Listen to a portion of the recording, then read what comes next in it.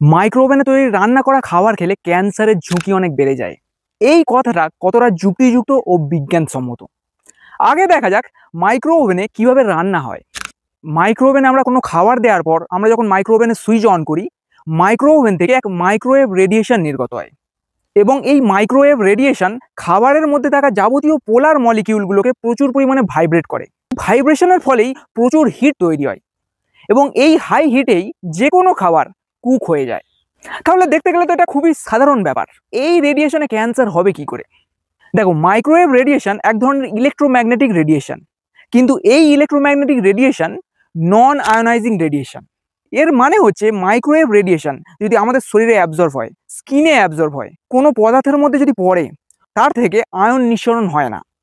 সোজা কথায় বলতে গেলে আমাদের শরীরে যদি মাইক্রোওয়েভ রেডিয়েশন অ্যাবজর্ব হয়, আমাদের শরীরে ফ্রি রেডিকেল তৈরি করবে না, যার ফলে আমাদের শরীরে সেল ড্যামেজ হবে না। তাহলে বুঝতেই পারছো মাইক্রোওয়েভে রান্না করা খাবার হার্মফুল নয়। ক্যান্সার তো দূরের কথা, শরীরে কোনো ক্ষতি করবে না।